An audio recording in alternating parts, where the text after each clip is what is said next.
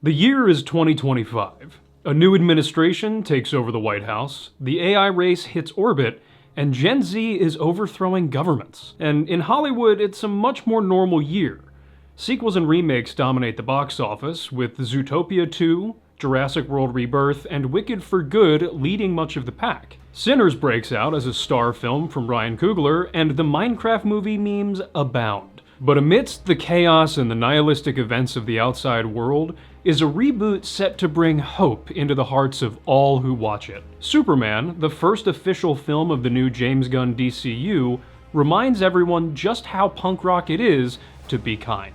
Let's take a look at what it took to bring the brand new Big Blue Boy Scout to the screen. Before we get started though, I highly recommend that you go buy the Blu-ray, or if you like to watch it on, Amazon Prime or Plex or something like that, and watch the bonus features there. If you want a slightly more overview style of behind-the-scenes look with a little bit more focus on anecdotes from cast and crew, and just like general knowledge about how exactly the movie came to be, because this is going to be a little bit different of a type of video than that. If you want to know the ins and outs on who was on the production, the techniques and revolutionary achievements utilized to make this film possible, and you might want to learn from it and figure out how you might be able to use those skills yourself in your own project, well then I would recommend you stick around, and we can learn together just what it took to bring to life Superman 2025.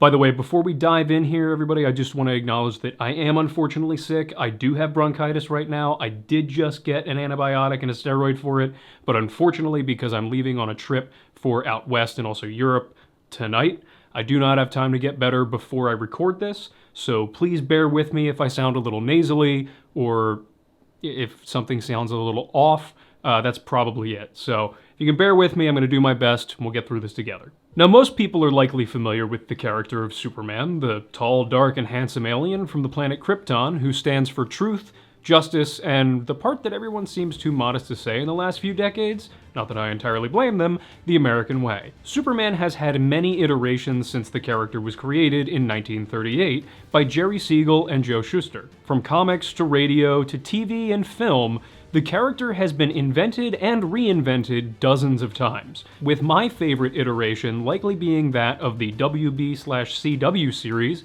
Smallville. Now, within those classic reinventions have been a wide variety of interpretations, from the classic Boy Scout to an authoritarian overlord, if you're familiar with the Justice League cartoon Justice Lords, to a Soviet poster boy in Red Sun, to an evil genocidal maniac in Injustice. Now, for writer-director James Gunn, he specifies in the director's commentary that he felt hope was in order for this time around. Counter to going back to the comic core of the character, he wanted the Superman of this film to be different than other franchise firsts, and have it not be an origin story, as well as a clearly creatively different direction, with it being objectively a very fantastical universe from the get-go. Now, as Gunn was trying to find the right story to focus on, he was attracted to the Superman family comics with both Supergirl and Krypto, and of course the Donner films, which were very impactful on him personally as he was growing up, as he mentions in the commentary, saying that it marked a significant turning point for him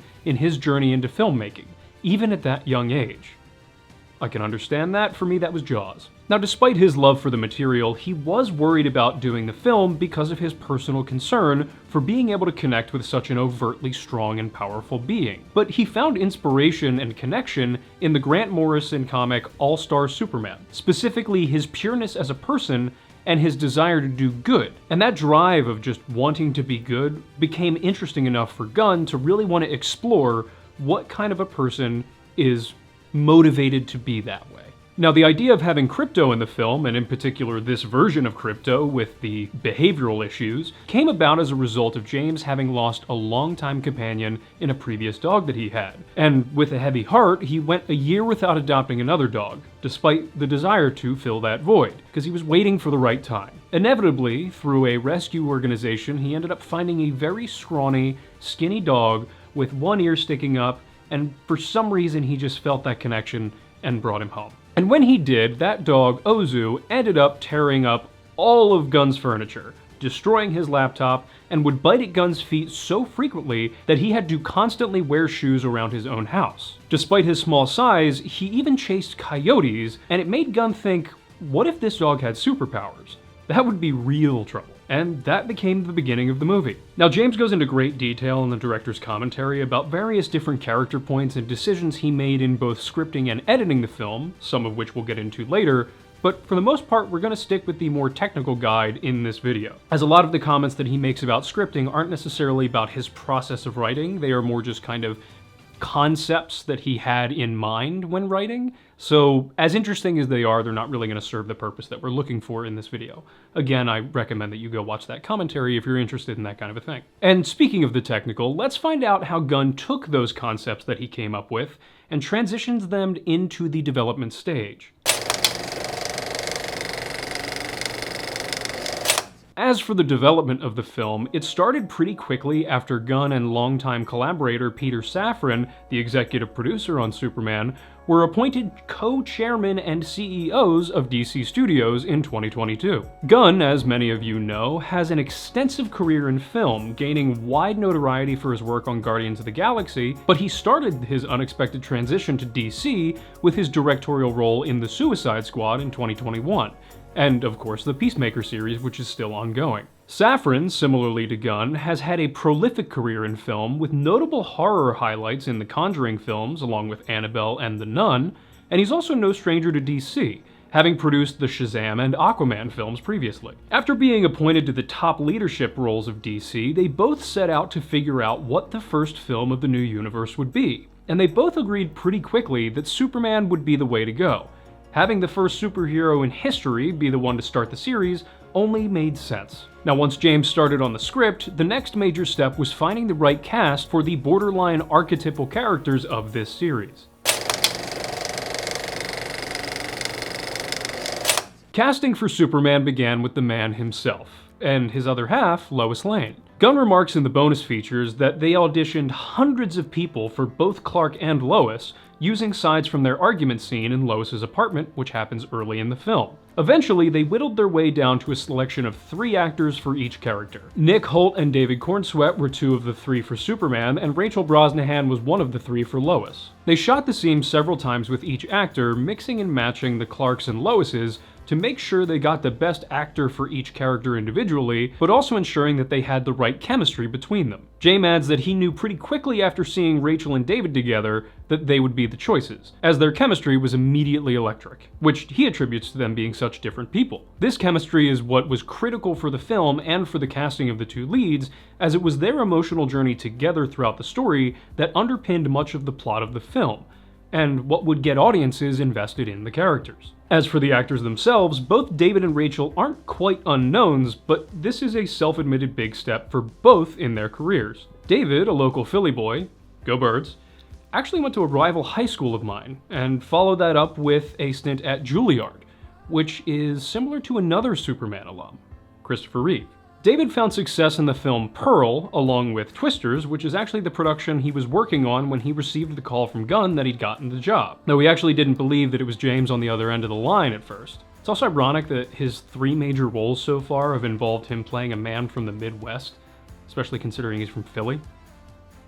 David recalls in the bonus features that the only thing Gunn told him when he got the part was, quote, "You're in good shape, David, but I want you to work on your shoulders and your vulnerability," which he thought was a good line. Rachel, on the other hand, is no stranger to the spotlight, having been in a long list of successful films and television shows, and having led the highly acclaimed The Marvelous Mrs. Maisel for 5 seasons. James knew pretty quickly that Rachel was almost certainly the right one for the part, and that was rapidly confirmed during the screen tests that they did in the makeshift Lois apartment. Rachel also adds as a note in the bonus features that she was actually in a public bathroom when she got the call from Gunn that she had gotten the part. Now, as for the other side of the moral coin for this film, the casting of Lex Luthor was a slightly different experience. James, being both good friends with and a huge fan of Michael Rosenbaum's version of Lex from Smallville, I can certainly understand where he's coming from, wanted to find someone who could capture the raw intellect and subtle Machiavellian nature of that Luthor while adding a more overt aggression and obsession element. This, ironically, came about from a Superman audition. Nick Holt admits in the bonus features that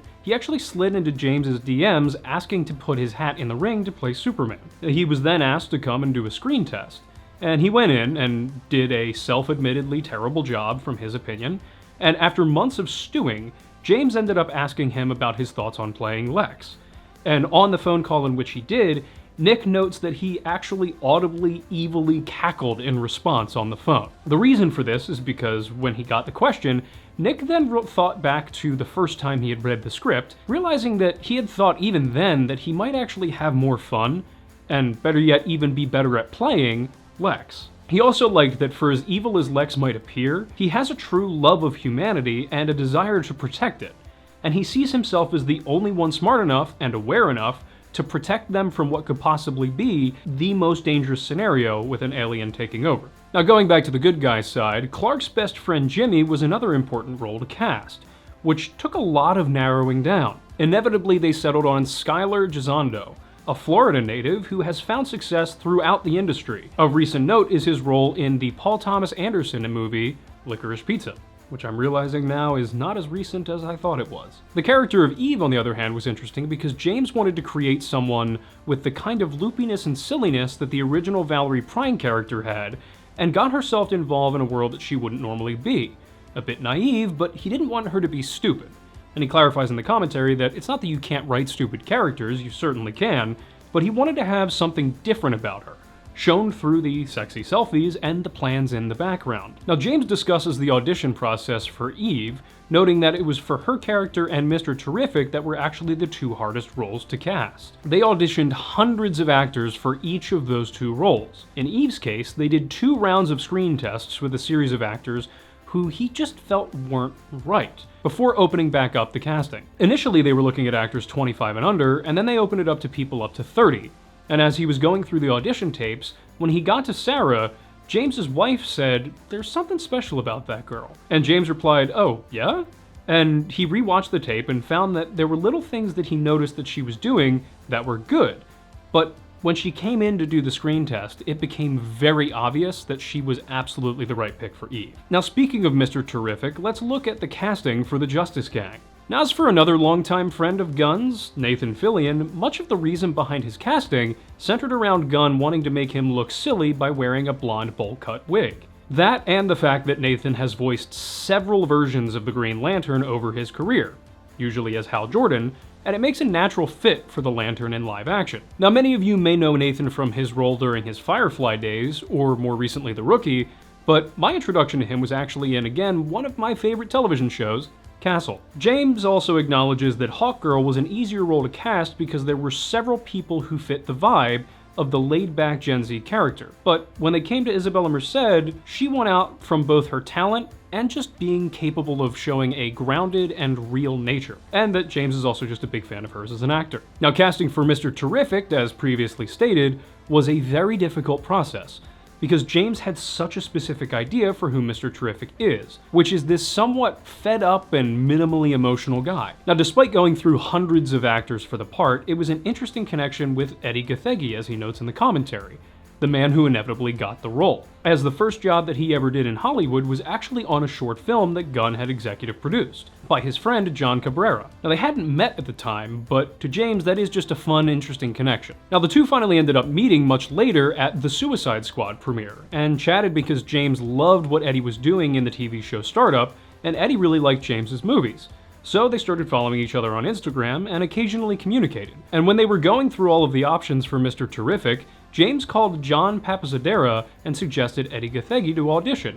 And John said sure, and as James puts it, he just murdered the role. After that, they had him come screen test with Nathan and Isabella just to be sure it would work, and James considers that perfunctory because he just wanted to make sure that the chemistry would work, and it absolutely did. For the remainder of the Daily Planet cast, Kayla Hoover plays Kat Grant, and James notes that in the background you'll notice that she has a little bit of a flirty thing on the side with Steve Lombard, the classic buffoon sports writer of the comics, played by Beck Bennett. Perry White is played by Wendell Pierce, who James loved from The Wire. And when the project began, he immediately reached out to Wendell to try and see if he would be willing to do the part. Now, when he got the role, Wendell received an avalanche of messages from friends and family asking him what he considered to be really minute details about the film. So much so that it made him realize that he needed to dig a little deeper into the world of Superman, a character that he always enjoyed but was never really a super fan of, to enjoy the richness of the world for himself. Now moving to Lex's team, James's best friend Stevie Blackheart, who has been in most of his films,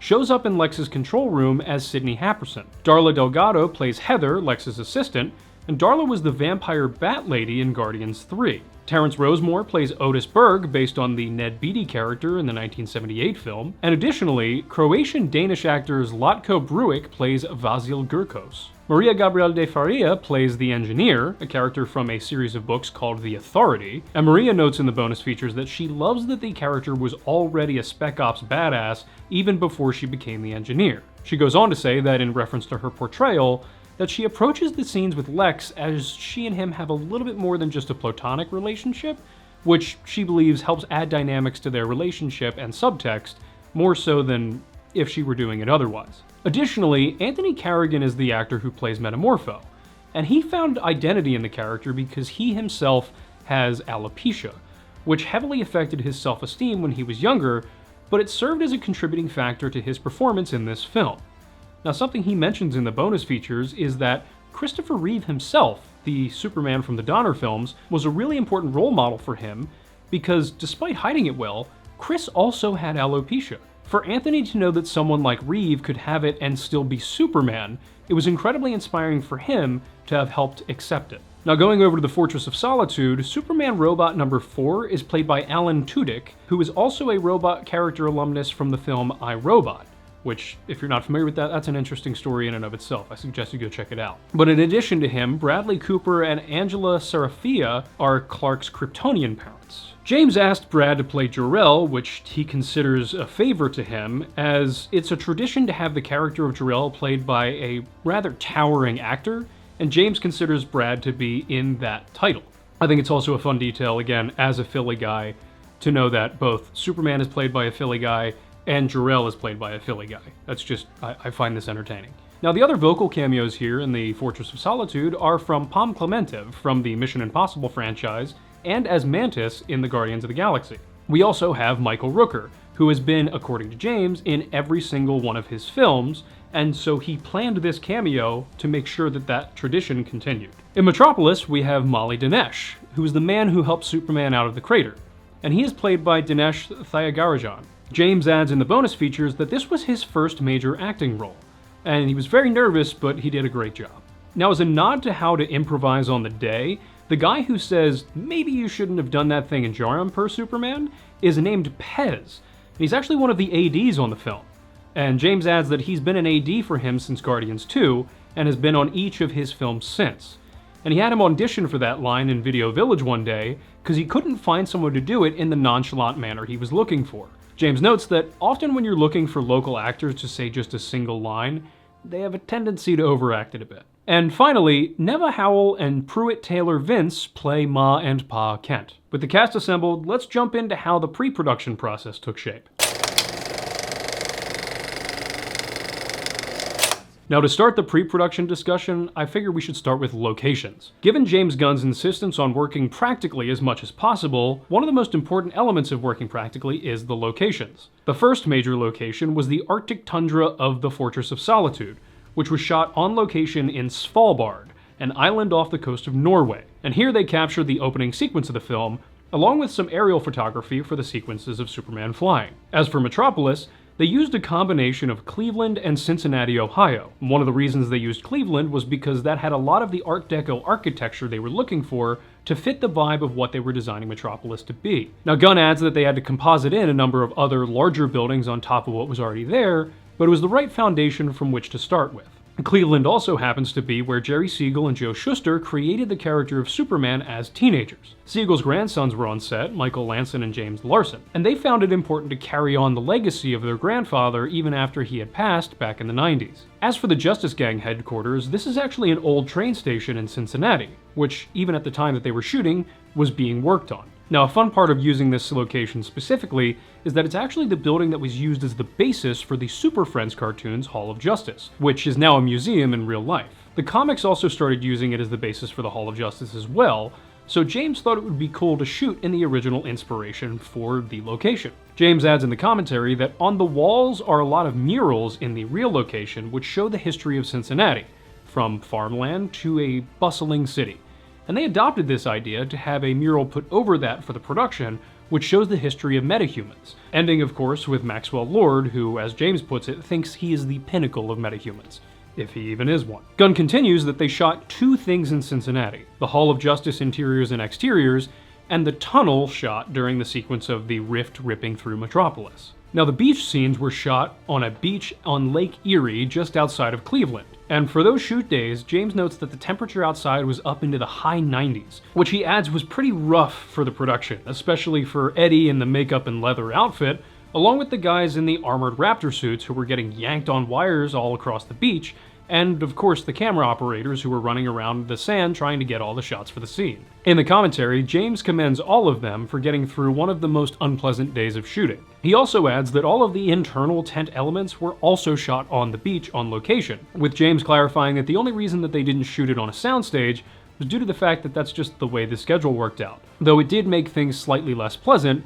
even though it was cooler at night. The Kent farm was shot on a real farm in Macon County, Georgia, with real cows, which James acknowledges were in fact afraid of him. This is also near where they shot the Daily Planet interior scenes, which is actually not so far from the Harriet Tubman Museum, as James notes. As for the external shots of Jarhanpur, they were filmed in a quarry not terribly far from Macon, which they turned into the border of Boravia and Jarhanpur, instead of going overseas, which I personally imagine has to do with saving money, which is something that James notes later in the commentary is something that he is proud to do on nearly every production that he works on. He clarifies that he has continuously managed to come in under budget for his films, which is definitely a good attribute to have as a director, especially in today's market. Now, James affirms that they actually shot on a roof for the Daily Planet tea craft scene at the end of the film, which he did not love because he is not good with heights. And finally, the mall shot at the end of the film where Superman and Lois are floating mid-kiss was shot in what's called the Arcade in Cleveland, which is apparently the oldest mall in America. As for the interior of the Daily Planet, those were shot on location as well in Macon, Georgia, in a train station found by the location manager, Ian Easterbrook. Now, with the locations out of the way, let's shift to the work of the production design team, who fill in the gaps for places that they can't find a location for, and of course design up the places that would otherwise not exist. The set for the interior of the Fortress of Solitude is shot on a giant set in Trilla Studios in Atlanta, which is the backlot home of the majority of the set construction for the film. Now, all of the sets were designed by Beth Mickle, a prolific designer who has led on numerous productions, having worked with Gunn previously on Guardians 3. In one of the behind-the-scenes featurettes, Mickle explains that she wanted to make the fortress something sculptural, almost monolithic, citing James as describing it almost like a cathedral. She adds that sculptors would come in and carve a design with chips and scrapes into a piece of foam, and then they would make a mold out of it in fiberglass, fill it with resin to make one half of the crystal, and then repeat to make the other half, and then seam them together. Beth jokes in the featurettes that it took 8 weeks to get the first one done, and at that point in production, they had about 4 to 6 weeks to complete another 214. She adds that the pillars have lights at the bottom of them which reflect and refract as it runs up through the clear columns. Mickle confirms that the Kryptonian technology within the Fortress of Solitude is based off of comics from the Silver Age, with 60s shapes and styles with hints of retrofuturism, along with the Donner Films influences of having the crystals as well. Now, an interesting anecdote from James is that he recalls showing up on the first day on set and having arguments with a bunch of different people because the fortress was lit incredibly dark, almost like the Batcave. And he countered to people that he was communicating with that he needed the fortress to start off the film being very bright white to help set the tone of levity and hope. Now, Lois's apartment set, of course, was designed by Beth Mickle, but it turns out that Rachel Brosnahan was incredibly involved in making sure that the apartment looked how Lois would have it. James notes in particular that she was more involved than anyone he's ever worked with in creating the environment of the character, in terms of what she'd wear, what would be in the apartment, where it would be located, with all of this coming from extensive interviews that Rachel had done with journalists during pre-production, learning where Lois would be coming from as a character at this point in her life and career. Now, though the Daily Planet was an actual location, they did have to augment the look of the space with production design. Beth confirms that they had access to the train station location for approximately 1 month, within which they needed to dress it with props and design, film the scenes, and then strike all of it. She adds that the space itself was about 200 feet long from entrance to exit, which created a grand look, but it is a lot of space to fill, especially in that short time frame. And when we talk about filling that space, we're talking about small enough details down to set deck having literal individual post-it notes on Clark's desk from him to himself on a corkboard, along with many other Easter eggs throughout the office. Gunn gives credit to Beth on the design of Gurkos' office during the director's commentary, adding that he also loves specifically the mural, which was done by Rosemary Brandenburg, with Gurkos and the squirrel, which he adds for whatever reason is the animal of Moravia, which is all over their memorabilia, if you pay attention. Another specific point about production design that James gives note to in the commentary is that Beth and her team's work on the T-Craft was superb, because it had a very unique and intricate design in and of itself. And getting into more of the sci-fi elements, James discusses the Pocket Universe set, which he notes was incredibly difficult to shoot despite the great work by the design team, because they had a total of 9 cells that were actually built in a 3x3 grid, and he says that they had 3 extra ones on each side. I don't know what exactly he means by that, because everything that he says from that point is discussing the 9x9 specifically, which I'll get into the details in the camera section about why it was difficult to shoot. But anyway, I would love some clarification on what he means by extra ones on the side for that. Anyway, James notes that the river in the Pocket Universe in the script was called the River Pi, that's P-I, specifically quoting himself as saying, quote, "It is a river of the most dangerous integers in the world, at least this side of the Andromeda Galaxy." He adds that in pre-production, he went on to say to himself, "What does that look like? I don't know, that's not my job. That's Beth Mickles' job." So Beth and her team had to figure out what the river looked like.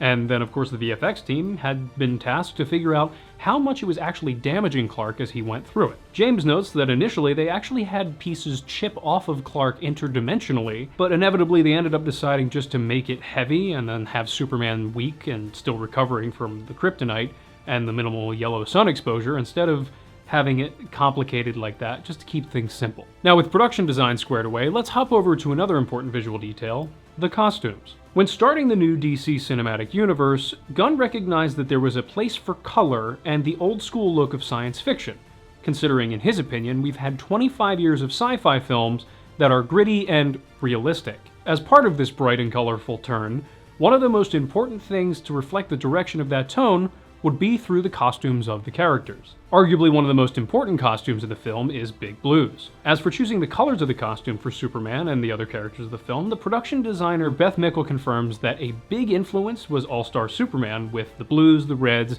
the oranges, and the greens of all the heroes. Costume designer Judianna Makovsky continues in the bonus features that even something as simple as what kind of blue the Superman suit ended up being was a major choice. Quote, "Is it royal blue? Is it dark blue? Is it light blue?"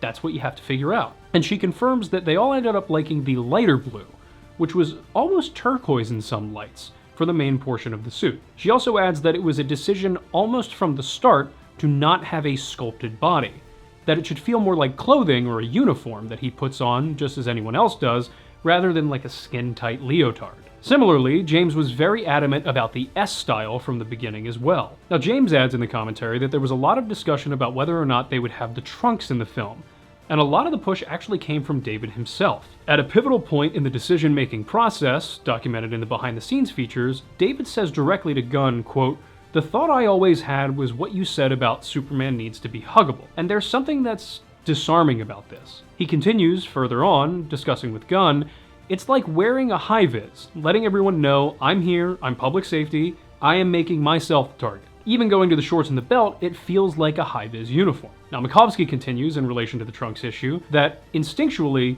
you would think that making the trunks work would be difficult, but as the process went on, they had a realization, quote, "As soon as you take the trunks off, you look at it and go, oh, it's a blue suit. But when you put the trunks back on, you go, oh, it's Superman." Now, as for Clark's attire, as opposed to Superman's, David specifically chose a pair of glasses for himself that he found to change the look of his face the most through the camera, so far as he could tell, while also keeping them from looking too hip or comic booky. Now, Rachel Brosnahan describes the process of creating Lois Lane for the film through costume in particular, noting that, quote, "The character doesn't really come to life until you try different clothes on and get to look at yourself in the mirror and go, oh, I think that's it." She also adds that, quote, "We tried on what feels like a million costumes because the look felt really important." Lois is one of the characters that's changed the most in the canon of Superman.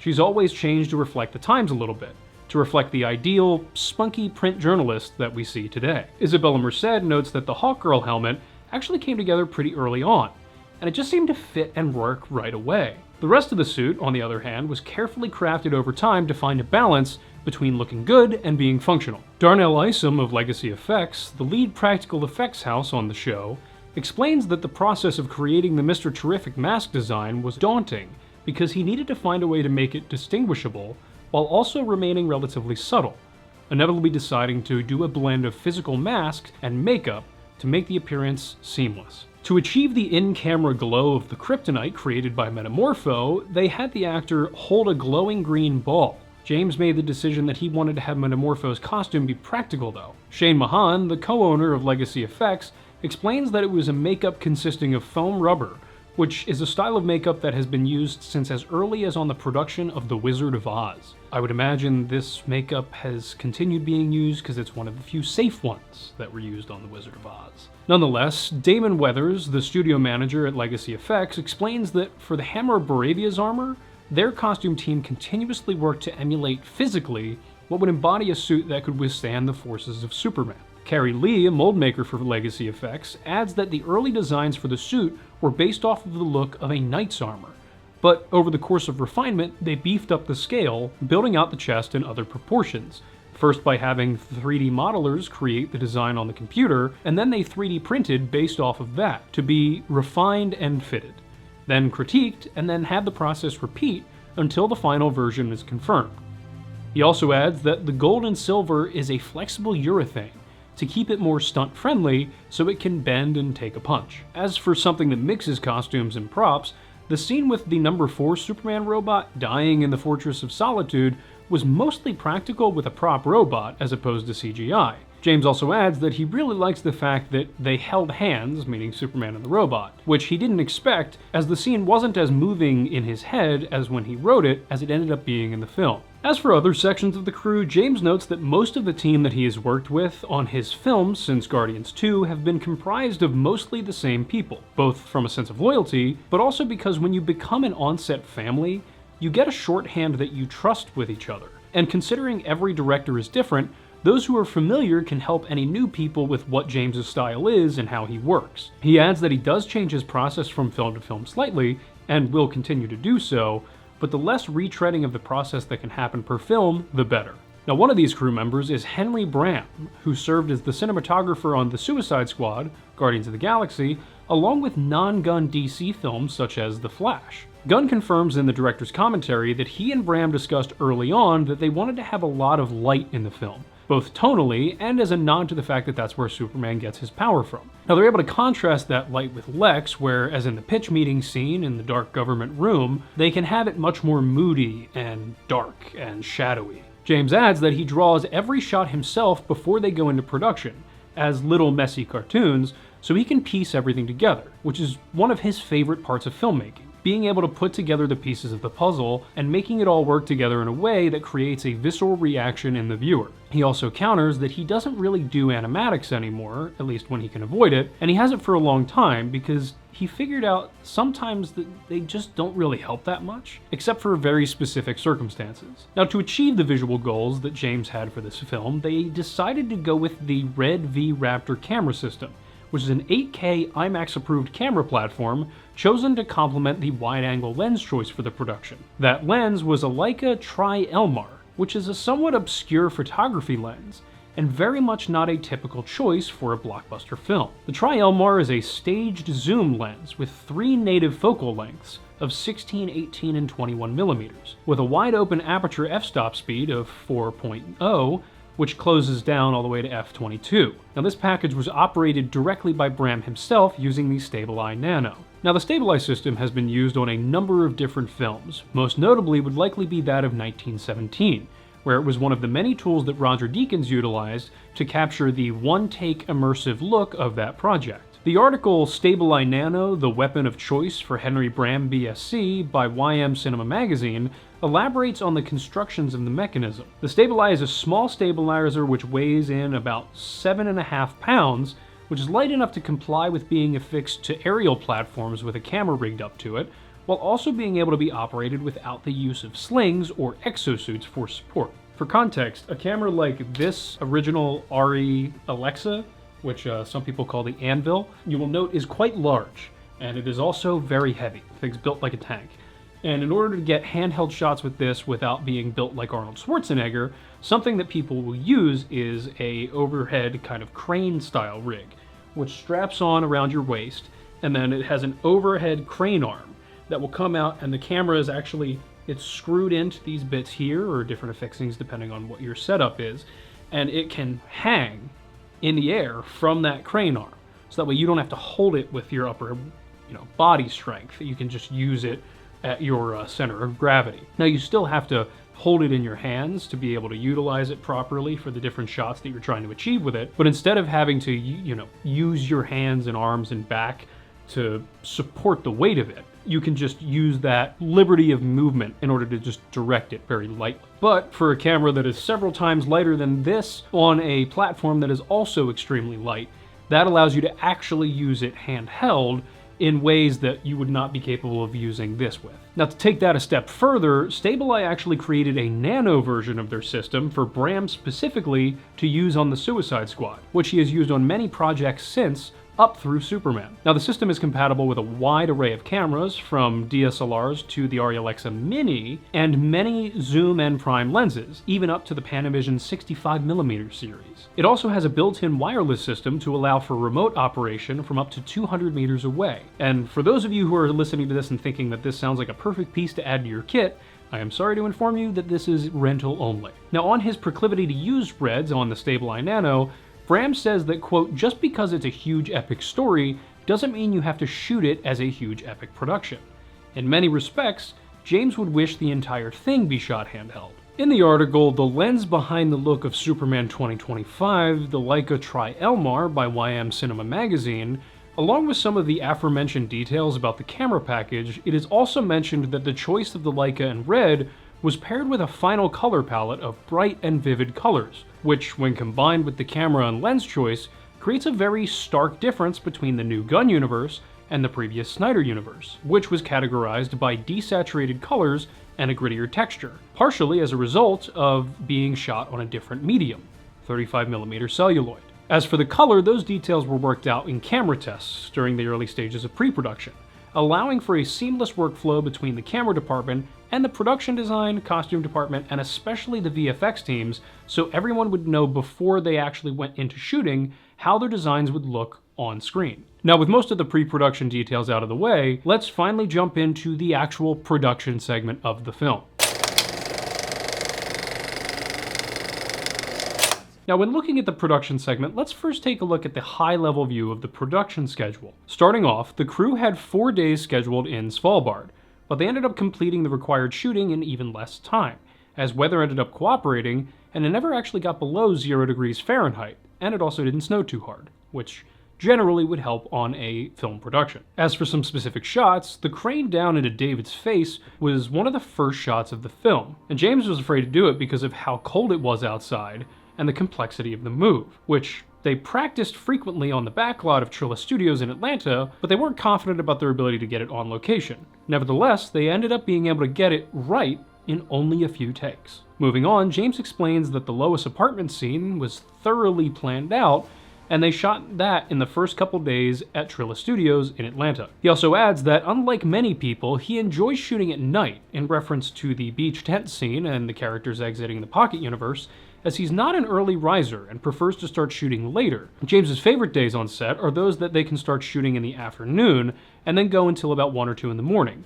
Not a full overnight shoot, but what they call splits, shooting one half in the day and one half at night. To him, if he could have a perfect shooting schedule on a project, it'd be a full schedule of that. James adds a detail that a funny bit about filmmaking in terms of its complexity and how it's scheduled is that for both the baseball stadium fight and the argument between Clark and Lois in her apartment, they shot for only about 2 days, but one ended up being a 12-minute scene, and the other was only about 30 seconds long. As a note on scheduling throughout the production, James notes that the hard thing about making movies is that, as the shoots go on, you start wanting them to go faster, and you want there to be more shots, and for everything to escalate. He remarks that one thing that he has noticed about modern spectacle films is that they work very well in the first 2 acts, but they have a tendency to fall apart in the third, for both story reasons and for what he believes is a case where those productions did not allot enough time for shooting the third act. James has a rule that he tries to abide by, which is that you spend the same amount of time writing the last act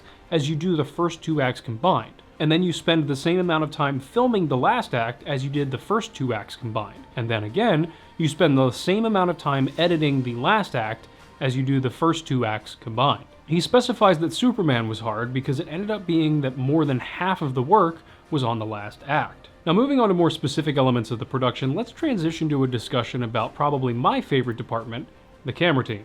James explains that the shot of transitioning from David's face onto the S of his chest was actually a practical shot and not CGI, which is a particularly difficult shot to get, achieved through the skillful work of the graphic department, who crafted a special rig in order to capture that shot. Additionally, Bram found that the use of drones was a game changer for capturing many of the elements of flight, as the drones could quickly move around David and turn on a dime, in many ways that even fighter jets can't, much like the abilities of Superman himself. Despite that, his favorite scene is actually the Lois apartment scene, where they wanted the camera to be very connected to the characters, which he considers an unusual aspect of a film like this. Now, for the sidewalk scene outside of the Daily Planet, James notes that it's a fun scene to show David, i.e. Clark Superman's size, who's already a tall guy, but part of why he looks so tall in that scene is because Gunn specifically cast people who were 5'6" and under for the shot. Good to know I would have made it. James also takes a minute to discuss the complexity of the camera moves in that Lois apartment scene, with the blocking of the actors and thus the positioning of the camera changing frequently throughout the 10-minute dialogue scene, which was something that he felt was absolutely necessary, as he thinks an underappreciated and underutilized skill of being a director is the utilization of staging, or blocking, something that is often focused on in theater, but even in major blockbusters of today, is often overlooked. And he can't stand when two actors are just sitting in front of each other, talking for several minutes, without changing position or location within the set. Quote, "It's so boring to me, I hate it." And if you're wondering a little bit more about what I mean by that, a great example of someone who is really good at blocking and staging in terms of how the actors move and how the camera moves is Steven Spielberg, especially in some of his earlier works. Jaws, the Indiana Jones movies, things like that. Really, really good examples. Actually, in the Netflix lighting video that I did not too long ago, there is a section in there about blocking and good examples of it, how that works. So if you want a little bit more detail about what blocking is, how it works, and how you might be able to use it, check out the Netflix lighting video that I did, I think, back in like February or something. Now, moving back to the Daily Planet location, they actually hung a practical skyline background outside of the windows within a tent-like structure to block out all of the natural light. And within that, they hung the backdrop and rigged it with two primary lighting truss systems. One of them was against the backdrop, and that was a line of large tungsten lights that were shining in through the windows to create warmth into the building. And then against the building, they had two lines of cool LEDs, one on the ground beneath the windows and one on a truss above, illuminating the backdrop. Now, beneath those windows, they constructed a false rooftop to make it appear that they were several floors up and not on the ground level. Now, previously touched on a little bit, but I'll expand on it here, is the Cells of the Pocket universe, where they shot with that 3x3 grid, which they found both useful and difficult, primarily because they had to change which level they were shooting on depending on the angle of the shot. For example, the shot where it goes from looking down at Superman and then up to Metamorpho, they needed to shoot on the second level, so we could see the cell below the floor of Superman when we're looking down, and the cell above when panning up to look at Metamorpho. With other shots, they could be on the first level, so they had better access for filming, as each level up was more difficult to shoot on. And for some shots, looking fully up, they could even go underneath all three layers of cubes. James adds in the commentary that it ended up being like a giant game of Tetris, which Lars the AD had to go through to create the schedule, and James had to go through in the storyboards to figure out which level was which made things complicated, but having planned it all out ahead of time kept it relatively simple. However, it still meant that they had to keep shifting where and how they were getting all the different shots, while ensuring that they did it efficiently for the schedule, because, as James clarifies, while this is a large movie, you still have to be budget conscious about how it's structured and shot. Gunn adds that he's happy to say, like many of his movies, he did in fact come in well under budget for this film. James also notes that the rift was difficult to shoot, especially at the end, because gravity was intended to be working in two different directions. This also involved crossing the line, which he admits is probably only interesting to film students. But I beg to differ, though I guess I am his target audience here. He adds that unlike other modern directors, he is incredibly harsh about not crossing the line, although there are rare occasions where he will. Now, for context, the line he is talking about here is in reference to something called the 180-degree rule. The 180 rule is a rule in blocking and cinematography that involves eye lines and the positioning of the camera. Essentially, if you have two people talking to each other, there is an invisible line that runs between their eyes, and whatever side you choose to shoot from, that is your side of the line. And in order to keep continuity, you do not cross it. Much of the reason for this comes from the innate understanding of camera position and editing. If we see somebody in one shot looking at the right side of frame, and then we see another person looking at the left side of frame, we instinctually know that these two people must be looking at each other, even if we don't see them in the same shot. This is actually something that Rise of Skywalker took to the extreme, having two characters in completely different locations, but simply by doing that cut, we as the audience knew that they were looking at each other, whether mentally or physically or however that was feasibly possible. Now, if you cut back and forth between two characters who are both looking at the right side of screen, it can become confusing for when they don't seem to be looking at each other. As James notes, though, there are some exceptions to this rule. One is if the camera is only slightly off of its eye line and it is not particularly noticeable, as something you might do for the limitations of your space, or it might be something that's an intentional choice. The most often cited example of this is from Stanley Kubrick's The Shining, where Jack talks with the hotel employee in the bathroom, and we cut back and forth between them, crossing the line pretty dramatically. Many argue that this works because it's unsettling, which is true and it's the intent of the scene, but one thing I don't hear many people say about why this works is also because the shot is so wide. We see both of them in the shot reverse shot that crosses the line, so even though the rule is broken, the audience still has a very clear context that these two characters are looking at each other, so there's really no possibility of confusion. And again, that's one of the elements that's important to take away from when you can and can't break the rules of a given rule within the filmmaking continuity and story structure. Anyway, moving on, one of James's favorite moments was the wide of Superman and Lois rising into the air at the end, primarily because he felt that it was just the kind of magical thing that he felt when he was watching movies as a kid, and he was glad that he could be able to bring that sense to the screen for a new generation. Bram adds that simplicity is key on projects like this. To minimize the complexity of any given detail truly adds up to making everything easier. And in that vein, this makes the choice of camera system extremely important, which is another reason why they went with Panavision's RED cameras. He also gives props to his first AC, Dermot Hickey, and the Panavision team for spending their spare time finding ways to reduce, simplify, and progress the technology that they were using. And now let's jump to the other side of the camera and discuss the performances of the actors on the film. Now we're going to start at an unexpected place here by discussing one of the best performances in the film, and that is of Nick Holt as Lex. When working with Nick to figure out who this character was and was going to be, James explains in the commentary that a lot of it came from Lex at the window in the beginning of the film, with a pan across the room to him, which was a shot that he had in his storyboards, coming to rest on Lex, who is pacing like a tiger in a cage, back and forth, waiting for Superman to return. And it was that manic energy that he wanted Lex to have that he didn't quite feel we'd seen before. Also in this scene, we have a dichotomy of Lex where we see him actually being nice to some of the people that work for him, from which we see the opposite behavior later in the film. We also see how much Lex has been studying Superman to the point where he can counter his moves ahead of time. Now moving on to the Lois apartment scene, we've discussed this a bit already, but I wanted to provide a bit of context from the perspective given in the bonus features of the actors. To start, Rachel jokes that, quote, "There's no better way to get to know your co-star than to make out with them for 5 hours and then fight for another 8. David adds that, quote, "As an actor, it's so fun to play a scene like that, where you're going back and forth between two characters." And Rachel concludes the comments by saying, "We got to see how passionate they are, sometimes in opposite directions.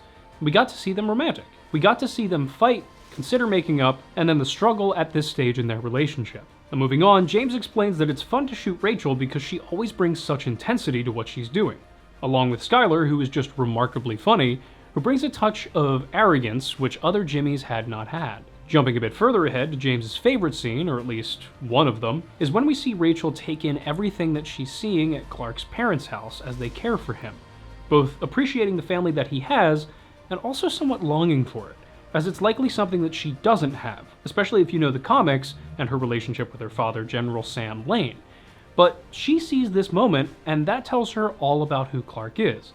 And in James's perspective, it allows her to accept the love for Clark that she had been struggling with, because she now trusts that his kindness and innate goodness really do generate in his core. Shortly after that, the scene with Pa Kent talking to Clark on the bench was surprisingly a difficult scene. James had never worked with Pruitt before, or even met him, but when he wrote the script, he imagined him in the role. He wanted the people playing John and Martha to look like people he grew up with in rural Missouri, as mentioned previously, and not like the aging movie stars that they have often been portrayed as. They are often great and intelligent people, James adds, but the life of working as a farmer often doesn't leave you looking like John Schneider from Smallville, even though he does love Smallville, as do I.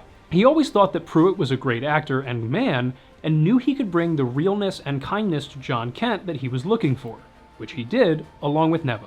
He notes that the only thing different between the actors here and their characters is the accents, as in the film they have Kansas accents, inspired by Richard Christie from the cast of The Howard Stern Show, whose parents are from Kansas, who James had make tapes of them speaking that he could share with the actors, both for the final role and even some of the auditions, as its own version of a screen test. A fun detail toward the end of the film, when Mr. Terrific mushes Sid's face, that was actually something that the two actors worked out together, but that Gunn was not aware of until they did it during the scene. And inevitably, Gunn loved it, and the only note that he gave Eddie was, "Let's go again, just mush his face harder." Now we come to the most pivotal scene in terms of performance in the film, especially in terms of discussion about it since the clips of the behind the scenes started circulating online, and that is the final Superman and Lex confrontation. James recognizes that it was tough for an actor to get it right, and knew that it was a very personal speech, and it ended up being a particularly useful example of communication between a director and an actor. Now, David acknowledges in the bonus features that he was going into the scene thinking that he would be calm because of the reassurance he had just gotten from his father, which is a slightly different take than what James was going for.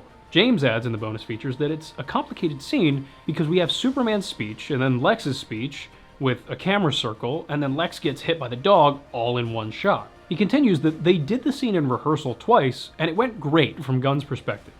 Then they started to do the scene on set on the day, and David started struggling. Now, James explains that he loves David, and he is one of the best actors that he's ever worked with, but one thing about David is that he questions everything. Now, David counters this explaining that he comes from theater, so he loves talking about the text and what every word and punctuation point means, and acknowledges that he can piss people off doing that, but for him, he really needs it to make sense, and he needs to know why he's doing what he's doing. So, on the day, David starts to question, thinking that he should be more calm.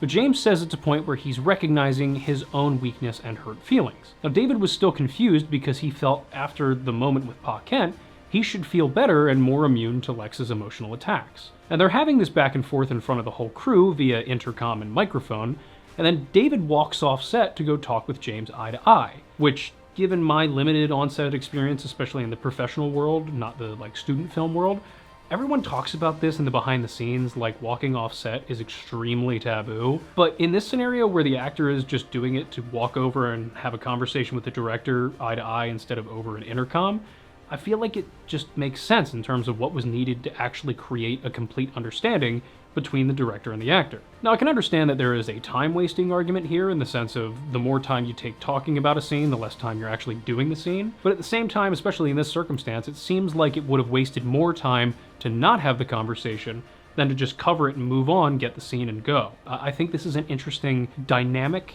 here about balancing the schedule with the performance and the difficulties that you can have, even when you have heavily prepared beforehand, how questions can come up during production, and ways in which they need to be resolved.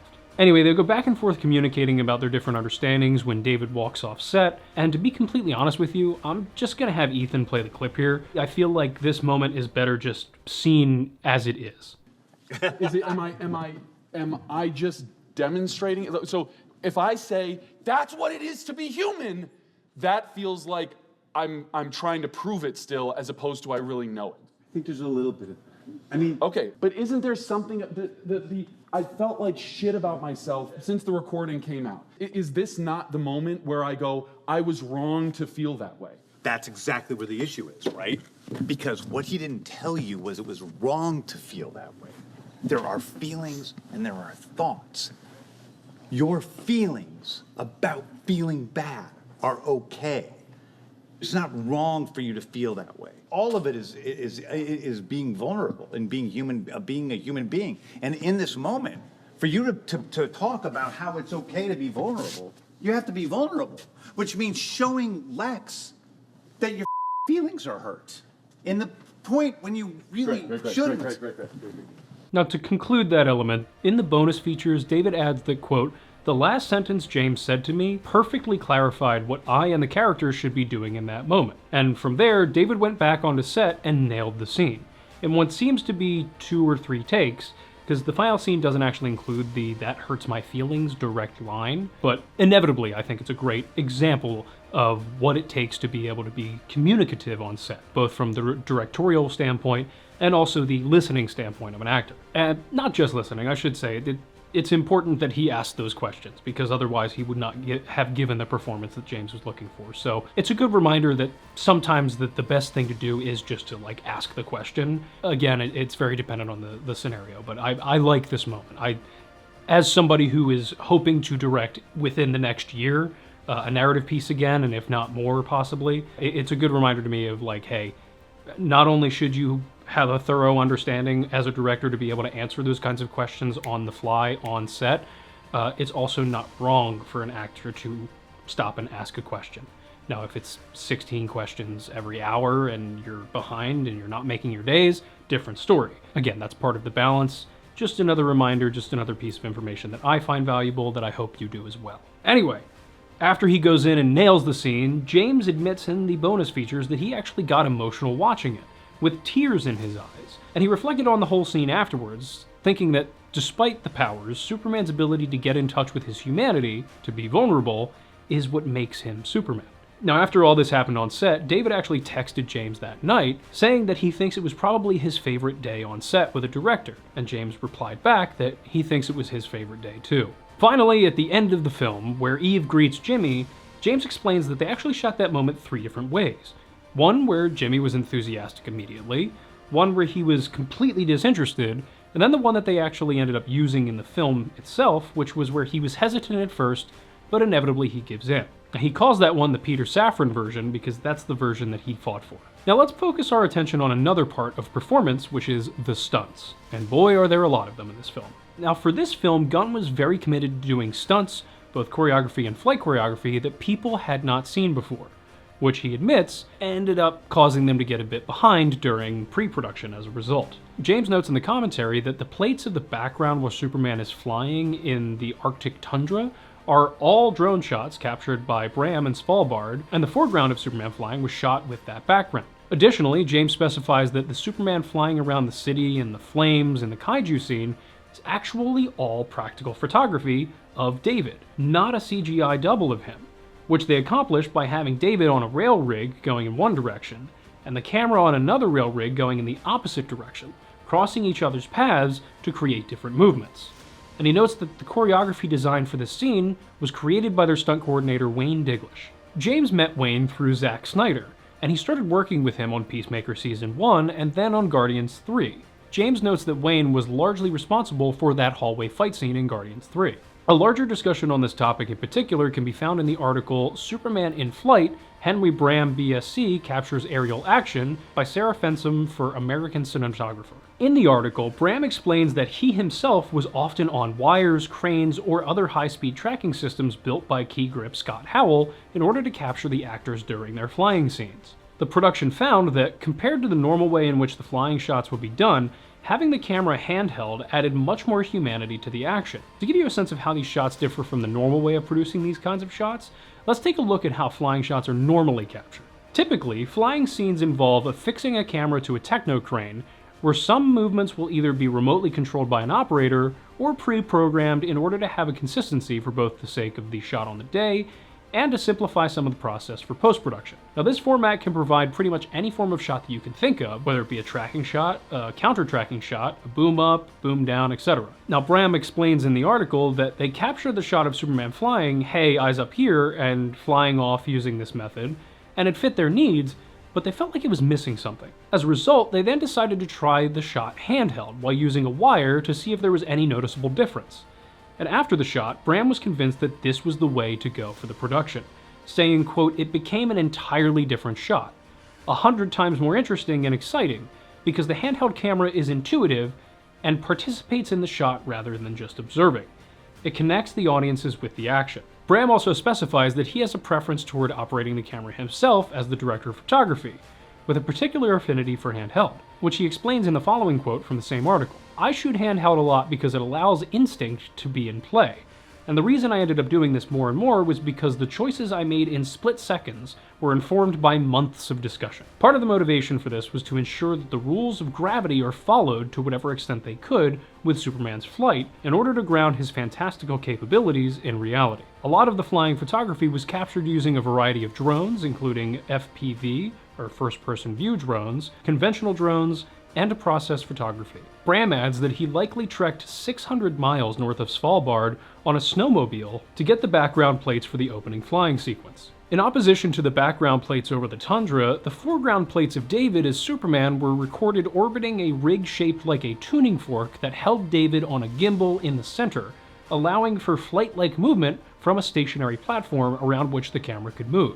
As may come as a surprise to those of you familiar with the production process of films with large amounts of CGI and visual effects such as this, Bram confirms that they used a surprisingly little amount of previs on this project, as Gunn previously stated he doesn't enjoy using, with the majority of their existence being specifically relegated to stunt work, or what he calls stunt viz. This stunt viz incorporated detailed descriptions of the scenes and the desired choreography within it from James, and a list of limitations, or as Bram calls them, rules of engagement, for his abilities of movement with the camera, and with those variables in mind, the stunt team would then create a holistic choreography, both for the actors and/or stunt workers to follow, along with Bram and the camera department, as their movements needed to be choreographed along with the stunts to ensure everyone's safety, especially given that the lens choice for this production was particularly wide on an already large format camera. They also utilized both large LED walls and a volume stage for this film, but not for any of the actual visuals that we see at the end production stage. Those tools were exclusively used for creating realistic, dynamic lighting onto the characters within the shots. Bram elevates the importance of the work of the VFX department here, stating that they served as the, quote, cohesive glue that tied together all of the technical elements of the flying sequences, along with the rest of the film. Additionally, the shots of the Justice Gang fighting the kaiju are also real photography of the actors blended with transitions of CGI. And as for the interior mall where Clark lifts Lois at the end of the film, this is all one shot from the ground up into the air until the cut to the close-up on Lois's face. To accomplish this, the actors were both on wires and a lift, and the camera department was also on a lift, and they all start to rise from the ground slowly at the same time. James worked closely with both Wayne and Adam Hart, by James starting with creating the basics of the fight, and then Wayne would come in and add and adjust for specificity, and in the case of the baseball stadium fight, Wayne ended up coming up with so many great ideas that they ended up actually having to schedule an extra day in the stadium in order to accomplish all of it. Additionally, in the Gurkos hallway scene towards the end of the film, they did actually throw the guy against the wall, though James does believe that it was enhanced a little bit with VFX. He also adds that most of the gags and stunts in the trench sequence against Ultraman, every hit and movement, were done practically. David confirms in the bonus features that the training was mostly for wire work or for flying and other stunts. He adds that he was glad that he wasn't afraid of heights, and it ended up being a lot of fun. And the stunt and rigging teams were incredibly supportive and helpful. He also adds that Superman is not a martial artist, so a lot of his fighting style isn't quite as slick as other heroes. And this was an intentional choice by him and the stunt team. Wayne adds to this that their goal for creating a fighting style for Superman was based on the fact that he's a farm boy, that he would be swinging big haymakers and not really doing anything especially technical. David adds that he counts on his speed to allow him to move faster than his opponent. Michael Carnes, the fight coordinator for the film, adds that in order to make the Ultraman scenes mechanically different from Superman's fighting style, they added in some Filipino martial arts, silat, boxing, and others to give him a different look. Chantal Nong Vo, an executive producer on the picture, adds that a goal of James's for the film was to create action that no one had ever seen before, as mentioned previously, and to make it messy, because real life is messy, so even when something happens unexpectedly that's imperfect, those often end up being his favorite takes. For the Superman-Ultraman scenes, where we see both on screen, they pulled out all of the stops. They did a combination of split screens, complex face replacement, and they shot everything twice, where they would have David play Superman on the first day and then Ultraman on the second. David adds that this was difficult because Ultraman brought a different kind of intensity, of which the stamina and the exhaustion were the most difficult parts of him to get through, being the most difficult thing that he's had to do in acting so far. He also gives major credit to his stunt double, Eddie Davenport, for taking the real brunt of the punishment of a lot of the work that they had to do in terms of physical sacrifice, with both of them getting slammed into floors and yanked into the sky again and again each day. As a final note on stunts, it'll be worth mentioning that in the director's commentary, James confirms that the tank flips were actually practically shot. Now, for a unique perspective on the production, I want to focus on some of the self-admitted difficulties James and the team ran into on set. James adds an anecdote in the director's commentary about how difficult it can be to shoot such a large film like this out in public, especially in the streets of places like Cleveland, where you've got such known and identifiable characters as Rick Flag and Ultraman walking a cuffed Superman to a craft, where there will be endless people taking pictures and trying to guess who Ultraman is, which can be annoying given ideally you'd have everything controlled until the film is released to give it the most full experience to the audience. Though, it is a double-edged sword because, as James acknowledges, it was an honor to be part of something that people were so excited by, and there wasn't a day that he showed up to set where there wasn't somebody waiting with something for him to sign. Now, if you've been paying attention online, you'll see that Man of Tomorrow is going through the exact same thing right now, as a lot of the on-set images of downtown locations where they're shooting are showing up on different social media sites, especially with all the traction that's happening because Supergirl is coming out right now. On the other side of the issues, Gunn adds that the scene of Jimmy meeting Eve in the alley was actually really difficult to shoot because they were fighting a lot of rain that night, and it was one of the last scenes they shot for the film. And as a final point here, less of a problem, more of an interesting perspective, James has a very specific rule for himself that he doesn't allow himself to eat craft services, unless it's an overnight shoot. And he explains that craft services is different than catering, which is the actual meals that they're, preparing and giving to you for lunch or dinner, by comparison to just the snacks that they have laying around for the crew and the cast. Now, as we wrap up the production section, let's shift over to the heftiest part of a film like this, post-production. To begin, let's start with editorial, where the film is slowly pieced together for the first time. James notes that in earlier cuts of the film, they actually had about 5 or 6 different controversial things that they ended up cutting, and one of which was in the Fortress of Solitude when Lex, the Engineer, and Ultraman break in and wreak havoc. Specifically, just after the Engineer envelops Krypto's head in the nanites. In the earlier edit, Lex gives Ultraman the nod to punch Krypto in the head and knock him out. Now, despite it adding another layer of evil to Lex, when testing it with audiences, there was some confusion over whether or not Krypto was killed by that punch, and it was also just too jarring for the film. He also adds that the scene with the Engineer gathering info through the computer was very hard to cut, as the influx of Kryptonian knowledge and the uncovering of the remainder of the message was a complex issue to work around. James also notes that the reason why it was reiterated so many times in the film that the full message from Clark's Kryptonian parents is not fake is because so many test audiences kept asking, but it's fake, right? And despite the numerous callouts in the final cut of the film, people still walked away thinking, or maybe hoping, that it was. James continues and explains that the interrogation scene of Superman where Lex kills the civilian was tough because it's a comparatively very violent and dark scene for the film, but he really wanted Lex to be clearly bad. That said, there was a whole section of that scene which was cut, which was in a rough cut early on, where after Lex shot Molly, Molly fell to the ground and blood started pooling around Lex's expensive leather shoes, where Lex kind of has an OCD moment and it makes him freak out, and he makes Gurkos lay down and block the blood from hitting his shoes. At first, Gurkos says no, and then Lex looks at him and says, "No?" To which Gurkos realizes his life is in jeopardy, and he does as Lex requests. Due to how dark it was, Gunn notes that he was glad that he cut it, as it doesn't belong in this movie, but he does like how it shows the current power between the corporations and countries in our real world, where Lex really is the more powerful of the two characters in this situation. James also notes that they had a lot more time with Steve Lombard crying, especially in the T-Craft, but it didn't seem like the right time to have it in there, so they ended up cutting it out. He specifies there was a lot of streamlining overall, such as a whole sequence where Mr. Terrific goes and gets Crypto and tries to bring him up to the Luthor Corp office. But despite it being two beloved characters, they found it messed with the pacing of the third act, so they had to cut it. For the final moments between Ultraman, Luthor, and Superman, James notes that it was very difficult to cut together and make all the CG work. Additionally, James cut a gag of Lex trying to get up with his arm broken at the very end, with it bending in an ungodly way, because it seemed like just one too many hits for Lex after having been beaten down so much already. Now, as we touched on it a little bit there, let's take the full dive into the VFX. Now, we can't start the conversation about visual effects without bringing up Stephanie Soretti.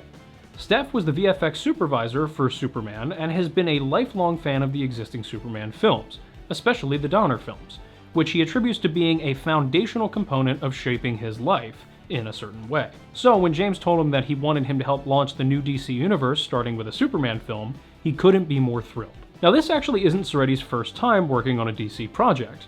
That was, of all films, Batman and Robin back in 1997. While he was working at VFX house BUF in France as an aspiring VFX artist. Then, a few years later, he worked his way up to VFX supervisor at Buff for the first of the Nolan trilogy, Batman Begins. In the article Superman, Stephanie Soretti, production VFX supervisor for Art of VFX, Steph explains that for Crypto, design began by he and James communicating with Framestore to build the character from scans of hundreds of reference videos of James's dog Ozu, providing specific quirks to ground the character, such as his chaotic energy and the single propped up ear. They wanted to ground him as a dog primarily to create the character foundationally, and have the superpowers be an element of his personality, not the focus of it. Now in the bonus features on the Blu-ray, he adds that they changed the proportions and color of the fur since Crypto is a bigger dog than Ozu, but it's all inspired very much from the original actual dog. They also had actors portray Ozu on set in order to provide interaction, whether it be physical or to give an eyeline to the actors. Some are more action-oriented, and some are more performance and comedy focused. They also had a real dog on set called Jolene, mostly to show what a dog with white fur would look like in the lighting on set. Steph also confirms that all of the expressions for Crypto were hand-animated in order to achieve the subtle performance details required. Soretti adds that white fur on white snow was actually one of the most difficult parts of generating Crypto from a technical perspective, which was solved by adding subtle tones and variation to his fur in order to separate it from the snowy background. He also specifies that Framestore created the original asset, which was then shared with ILM and Weta to create and deliver individual shots of Crypto. For context, Framestore developed Rocket Raccoon for Guardians 1 back in 2011. Now, Framestore has an article on their own website simply titled Superman, in which they add their own detail on the creations of Crypto. They note that, quote, while Crypto was crafted to feel muscular and powerful, the team's guiding principle was that he should behave not as a smarter dog, but as a normal dog that just happens to have superpowers. This approach ensures that even with his amazing abilities, the audience connects with an expressive and believable character who is, first and foremost, a dog, and not so often a good boy at that. VFX supervisor Stephanie Naze also adds in that article that, quote, it's really hard to establish what could be the right value of white. Also adding that, quote, because it is such a distinctive color, it can look really uncanny and CG'd if not created properly. We spent weeks chasing the right shade in every lighting context. CG supervisor Kevin Sears confirms that they ended up spending 16 months experimenting by putting Crypto in different lighting contexts in order to get the right combination for his fur to show up correctly against different backgrounds, especially the snow, using their proprietary hair filters and shading. Now for the Fortress of Solitude, we'll start again with some of the details from the Art of VFX article, where Soretti notes that they got a strong direction from Beth Mickle, from which Framestore built a digital set, with a focus on depth and a sense of real geology, and a balance between too transparent and too opaque. Steph adds that this was sort of a DC homecoming, as he got to collaborate on this specific element of the project with Stephanie Naze, who he'd previously worked with on the ice crystals for Mr. Freeze in Batman and Robin. He adds that they shot reference plates in Svalbard to capture the real ice and snow behavior on camera, along with using many of the practical shots of Beth Mickle's set, which Framestore then extended digitally. For Framestore, the rendering of the fortress itself was a massive undertaking. Each crystal was essentially a refractive and reflective object, bouncing light through and across multiple layers of geometry. When you multiply that by thousands of crystals in a single shot, the complexity skyrockets. Getting clean renders without endless noise while still preserving the subtle scattering and color shifts inside the crystals required a lot of optimization and research and development. It wasn't just about brute force computing, it was about developing smart ways to handle all of those light interactions so the fortress felt alive, but still renderable within the production schedules. Sylvain Lorgros, head of visual development, elaborates on this in the Framestore article, adding that they led the visual development team in creating the Fortress of Solitude, using extensive lighting and render tests to find a balance between both realism and myth. They ended up using over 6,000 reflective crystals, each with independent shading, lighting, and rendering. These crystals were based on 54 core design types, with some of them as large as the Empire State Building in digital scale. For the near-camera crystals, the effects team procedurally generated interior cracks to give complex refractions. This team spent the full 16 months on the project optimizing these crystal renders at 4K, adding that some of the shots seen in the trailer took nearly 7 days per frame on their highest spec machines to render. Sears elaborates that they developed a two-pass technique using their proprietary renderer, Freak, first for the internal refractions and then second for the external refractions, which he adds was a technique they used for the Emerald City in Wicked.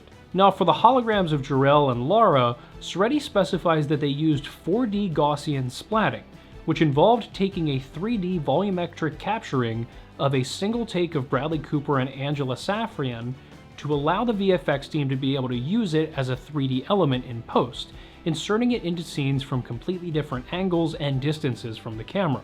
And as it turns out, he also notes that this was the first time that such a technique was used in a full motion picture, and it ended up being a more streamlined work process than a full CG method, because they didn't need to build the characters from the ground up. Now this process also involved machine learning to capture the actors' performances through nearly 200 different cameras simultaneously, capturing the image and light energy data independent from each other for each angle, creating a 3D volumetric point cloud of the actors. This provided unprecedented freedom for the editing of the hologram in any scene. Finally, James notes in the commentary that the idea to have the fortress sink into the ice, he believes, is unique to this film. In his mind, it seemed to make a lot of sense in Superman's need to keep his home secret from the world. As for the Superman robots, Soretti explains in the Art of VFX article that the practical animatronic puppets were created by Legacy Effects to be used on set, for which they served as the basis for both the physical design and the movement mechanics for the digital versions created by Framestore,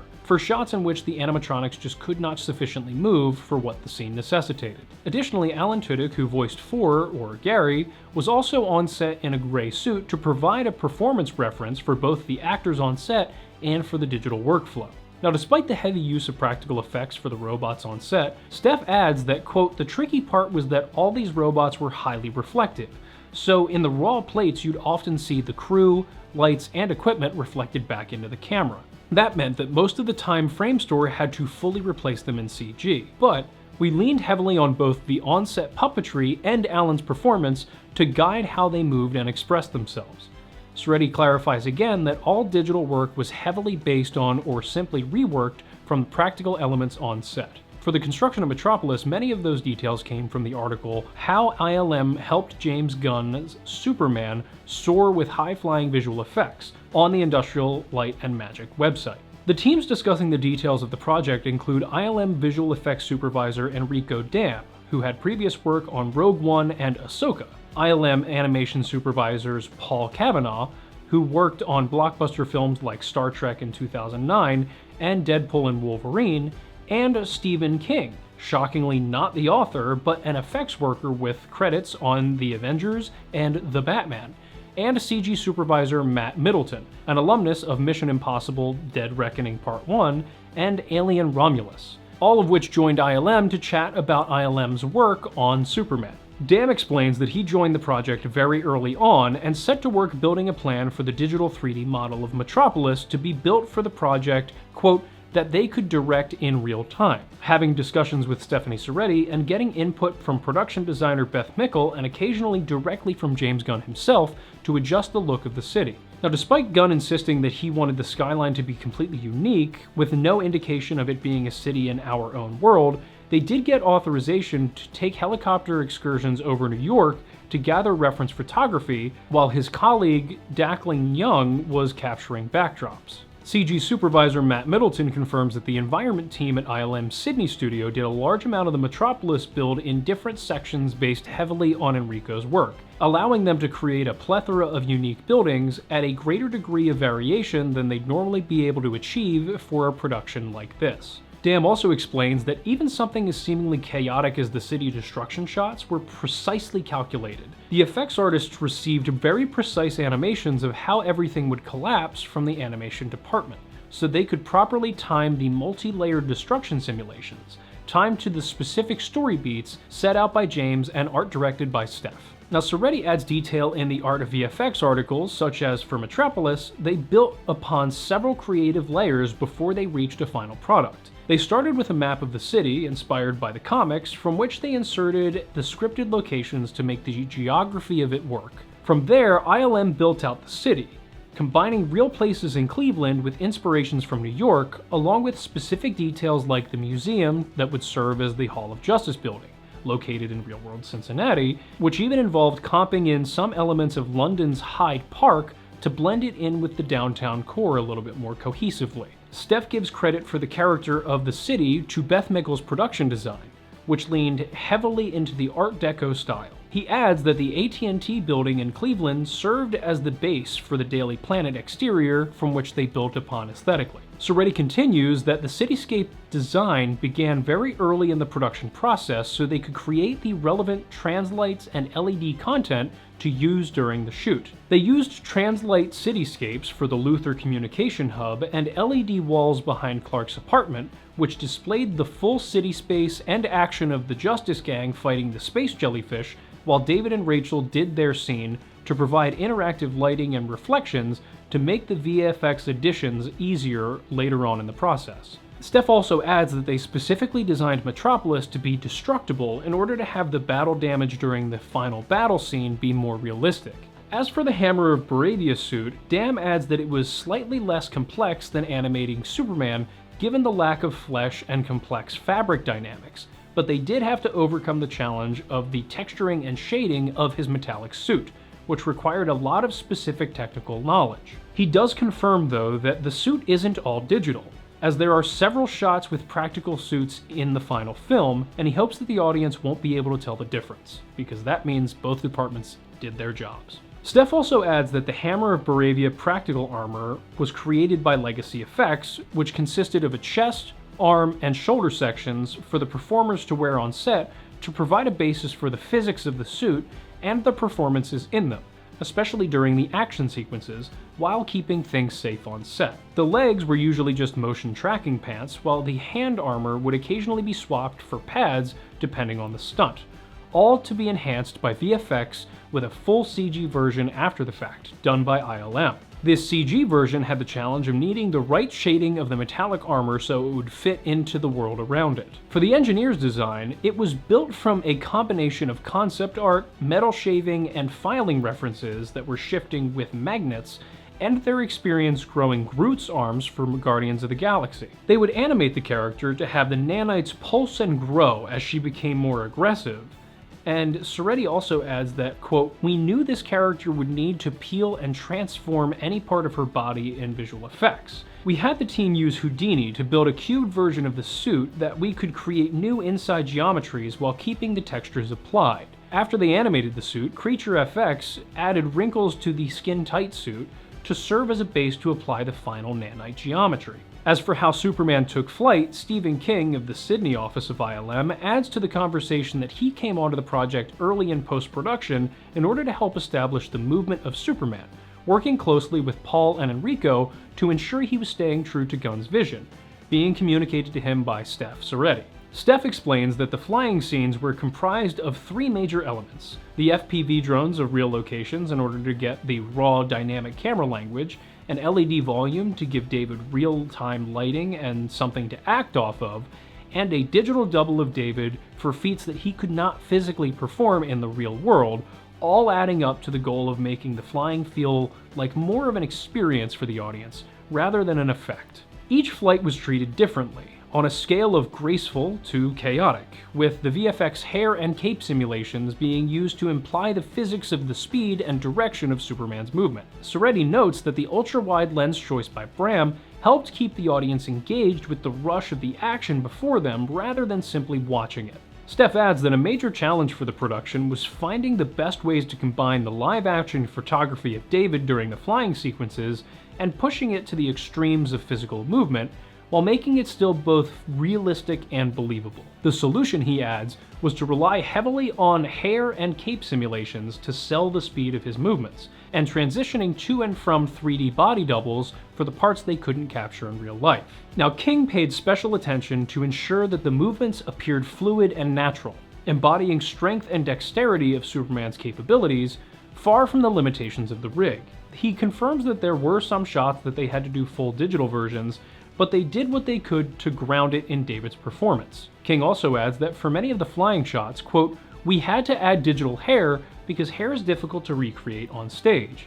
It's either completely flat and doesn't move, or a fan is placed in front of the actor and it affects their performance by causing them to squint." Dam also adds to the digital hair discussion, confirming that David's hair throughout the entire Hammer of Bravia sequence is all digital, explaining that, quote, "James Gunn wanted to approach the scene with visual effects to allow us to portray an appropriate amount of speed within the hair and sell how fast these beings are flying." He continues, quote, "It was a unique challenge because there is no room for errors. If there's something off, it would immediately break the illusion." Now, Dam's work didn't end when production started.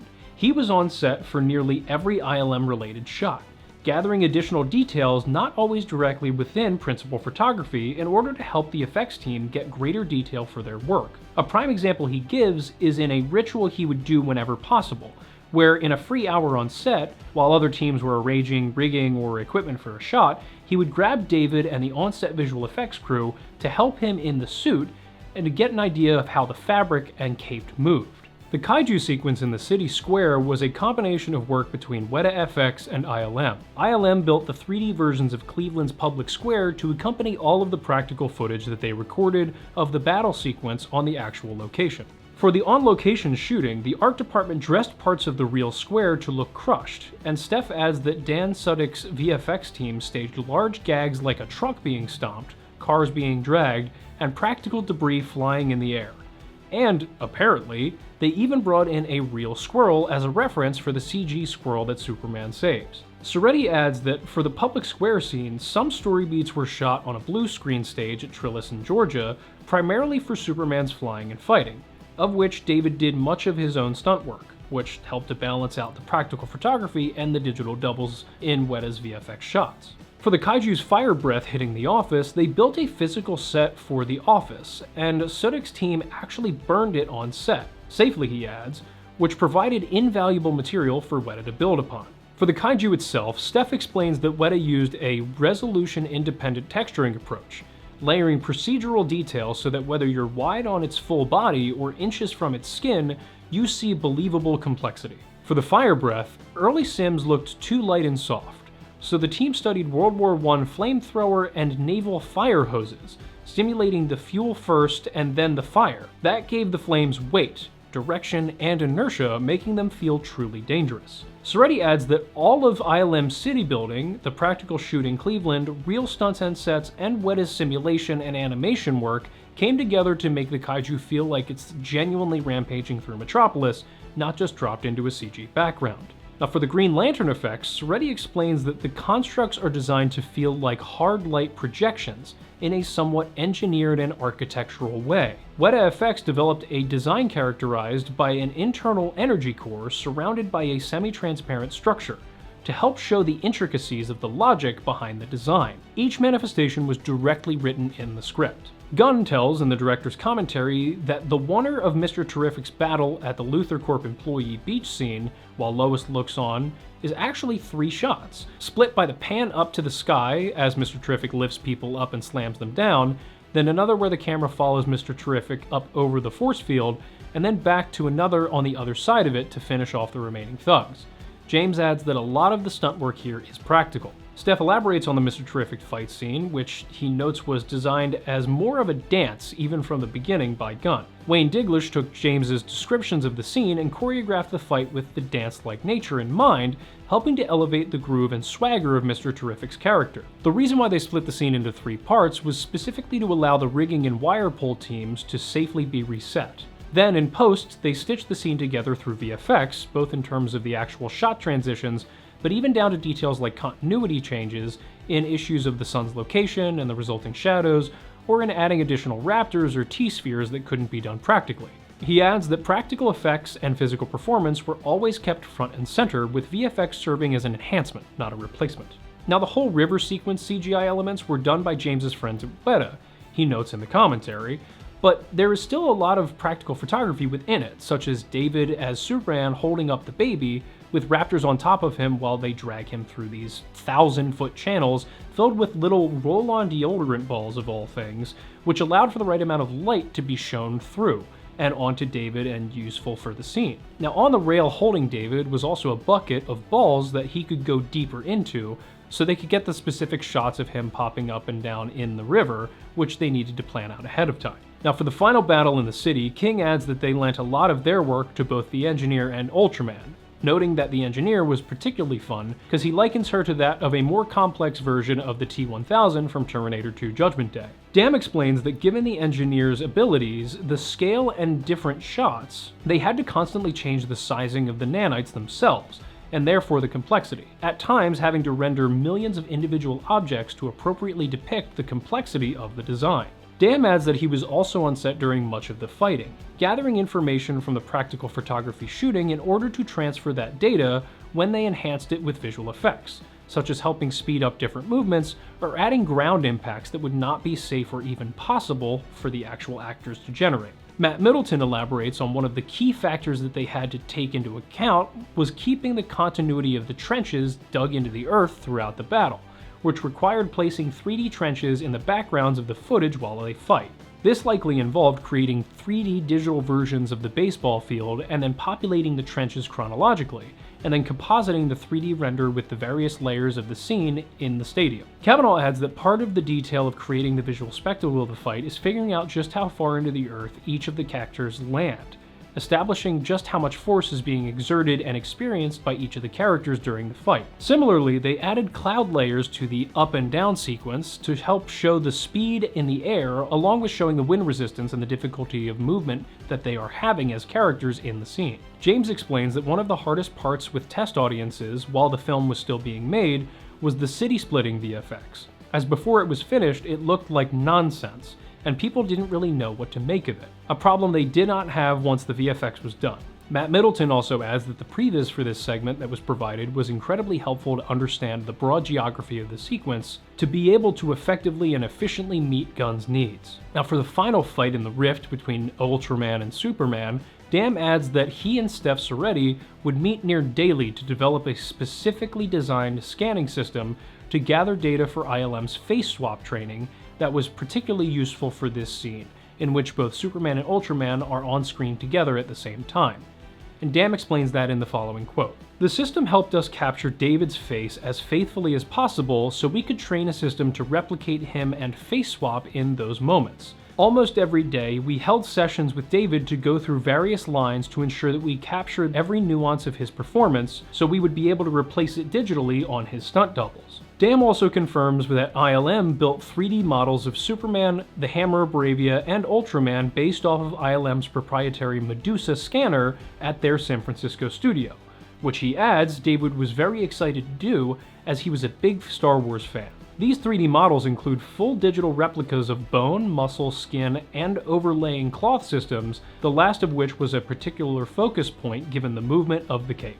Paul Cavanaugh, based out of the San Francisco office, confirmed that rather than overlaying a real face onto a 3D body, as been done much in the past, they chose to simply enhance real-world shots with additional movement, to increase the believability of the shot and character within it. As for the suits for both Superman and Ultraman, they were developed through those scans of David in both suits, but their design posed a problem. Given that they were created here on Earth rather than Krypton, and that they are designed more as clothing that folds and crimps rather than being a skin-tight leotard, this creates complexity in having to rebuild those suits on the characters of Superman and Ultraman in 3D digital space. The solution was to take the 3D scans and separate the clothing layers from the underlying 3D body reconstructions, giving the costume layer fabric simulations to be able to move properly when the character moves or gets hit. Dam shifts focus to the interdimensional rift, regarding it like an organism in and of itself. He credits Rick Hankins with much of the research and development of the rift and its effects on the city around it, noting that they did analysis of how metal melts and how crystalline structures of bismuth form, going through and presenting hundreds of versions of the rift until finally reaching a version that was approved. Matt Middleton adds that the bismuth geometry detail was immense, and importantly so, as they needed the structures to be believable for the audience. Dam estimates that there were about 560 VFX shots that ILM worked on for this project, with ILM Sydney taking a bit more than half, while ILM San Francisco, Vancouver, and Mumbai took on the rest. He adds that the time difference between VFX offices was a bit of a double-edged sword, as the time difference meant large gaps in communication were possible, but at other times it meant that by the time they came into work after a weekend had passed, their notes had already been addressed. Matt elaborates on the level of specificity on a project like this in the following quote. There were a number of different challenges, ranging from face swap to stadium destruction, as well as the amount of detail that went into hand cutting out all of the little tears in Ultraman's suit to match what was on the costume on set. There were also hundreds of buildings that went into the city, along with hero buildings that have to be built with internal beams that you can see as they get pulled apart. The complexity goes with the territory in superhero movies, but it's an incredibly intense amount of intricate work spread across all of our departments. And finally, Steph Soretti confirms that in total, there were 1,766 visual effects shots for this film. Now let's transition to a discussion of the music for the movie. The score of the film was composed by David Fleming and John Murphy. For David, there's something about the theme that John Williams created that captures the innate goodness that is inextricable from Superman. He finds that the scope of the score is big, fitting for Superman, while Lex has some synth and some harder-edged elements and percussion, and some choir that create a different tone for him. There's also the Pocket Universe, where they asked the orchestra to bend around some of the notes to create something that felt a little bit more sci-fi and entering a different world.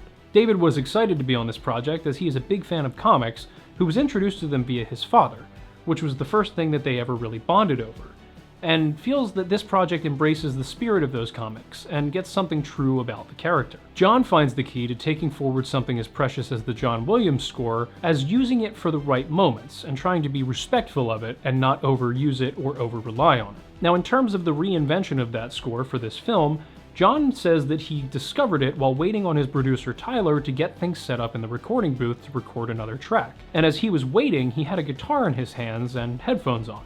And he just started fiddling about and noodling, and he found himself starting to play the John Williams theme. Now, the guitar tone while he happened to be playing it was that of heavy fuzz, almost as if it was like a Jimi Hendrix cover of the song. And when he first started playing, he thought, nah, I can't do this.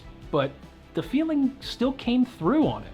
And he gives credit to when you have such an iconic theme as that score, you can play it on pretty much anything and it still works. Now, they did a version of it like that, and they sent it over to James, and that ended up being what's in the trailer, the reintroduction of Superman. John adds in relation to having done that he, quote, likes when he gets to do things unexpected. I like when I get to do things that I'm not supposed to do. One unique instrument that is in that vein that was used for parts of the score was that of a crystal bruschetta, which was used to make the music for the Fortress of Solitude. Now, the crystal bruschetta is an interesting instrument that is composed of glass rods which are played by wetting the hands and running them along to create a tune, which was keeping on theme for the film, making music on crystal for a castle of crystal. Now, the person who ended up being able to play the bruschetta the best was actually John's daughter Molly, who was able to get sounds out of it that no one else could. So she was the one who plays it on the tracks in the film. John adds that they wanted to keep the purity of Superman, so they kept the tone orchestral. and noble in particular. But at the same time, you have all of these other characters and situations that aren't pure, and antagonists that are far from Superman. So it was an opportunity to be more James Gunn and experimental himself, and try things that offset that. As for the music of the film, Gunn explains in the commentary that the Mighty Crabjoys song was actually written by James himself, along with Foxy Shazam and his partner. He wanted to put it in the credits, but put it off for a long time, and one day realized that he was running out of time in the production schedule, so he went downstairs to his office and quickly wrote the lyrics to the song as he sang the melody, and then recorded it on his phone and sent the recording to Eric and asked him to turn it into a song. Eric Nally and daughter of Peter Safran, Lulu Safran, are the ones who sing the song on the film. And James's godson Mason is in the poster for the Mighty Crabjoys, because he just happened to show up the day on set, and he asked if he wanted to end up in the poster, and he said yes. Now let's conclude our discussion of the post-production of the film and hop over to the release. Now, as with all modern films, there was a strong social media push when this film came out, with trailers, social media spots, cast and crew interviews, and so on. But probably my favorite thing that James did, which he also seems to have really enjoyed, was the making of the Spotify playlists for the characters, with all of the music being what those characters would listen to. James considers Jimmy to have been particularly fun because every song of his is about running away from commitment, which is a theme of his in the film, and the main reason why he's trying to sidestep Eve the entire time. It's not actually because anything is wrong with her, it's just because Jimmy is afraid of commitment. Now, when the film came out, it received generally positive reception and reviews. It currently sits at an 83% on Rotten Tomatoes, and it was reasonably profitable, making just over $618 million worldwide on a $225 million budget. And if we're going to account marketing into there, that means it was probably about $450 million total, so still profitable. As for the ongoing impact of the film, I'll start with some comments from the cast and crew. The line, "Maybe that's the real punk rock," might be James's favorite line in the film, and he was glad to see how popular it got when the film came out. He reflects on the fact that we've had a long line of dark and edgy superheroes, with Deadpool actually being his favorite comic series of all, but as a result there's been a lack of kindness in movies, a lack of characters who are good and just want to be good and help others. And he adds in a way that the characters who just want to be tough and gritty is fearful media. It's running away from who we are as human beings, and who we are in the raw states of love, kindness, connection, vulnerability, all of which exist within the protagonist in this film. Now, in the Icons Forever, Superman's Enduring Legacy featurette, the main stars of the film share some of their thoughts on the ongoing legacy of Superman. To David, Superman is bigger than any one comic, movie, or actor. Nick adds that, quote, "He represents everything that's good, and he transports me back to being a little kid." James adds, quote, "Superman's power is part of his appeal, but he's also this sort of good-natured, jaw-forward, always doing the right thing, gung-ho guy that's just so pure." And Rachel continues, quote, "Superman believes in the power of people to be good. The comics are filled with this hope, and I think we could all use more of that." Now, I have always been a huge fan of Superman, as you may have been able to guess from what I was wearing up to this point in the video, and even more so now. Yeah, I was excited by the film, very much so when it came out, and I thought it'd be a great idea to go as Superman for Halloween, which I did. My girlfriend went as Wonder Woman. It was very fun. Yeah, it also helped that this is probably the first Superman costume that I would have been comfortable wearing, because I am in nowhere near as good a shape as the Man of Steel is, though I wish I was, but every time I go to the gym I get sick. Anyway, beside the point, you know, it's not a leotard. It's nice, it's good, it's comfortable. You can wear it and not feel too weird. Sorry, it's a little separated in the back because I can't zip it up on my own. Also, hey, Welling, you won't look silly. I swear, I promise, it's okay. The main reason I have always gravitated to Superman is because I've always appreciated the fact that he really is somebody that is doing good for the sake of doing good. I mean, obviously the powers are fun. Flight is really cool. Strength and vulnerability, like all of the powers are very enticing when you're a child.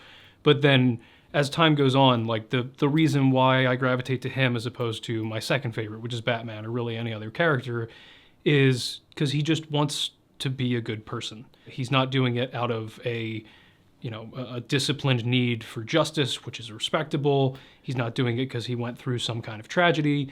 He's doing it because he just wants to do the right thing. And I can relate to that. You know, there's plenty of times in my life where, you know, I've tried to do the right thing and failed, or, you know, I've been selfish and not done it and whatnot. But like, I come back to the core of the Superman character because that's what I strive to be, is somebody who is looking out for others, who is not putting themselves above those around them, and just trying to live by those guidelines. And though I, and I'm sure many people watching this, you know, we fail at doing that constantly, it's something good to strive toward.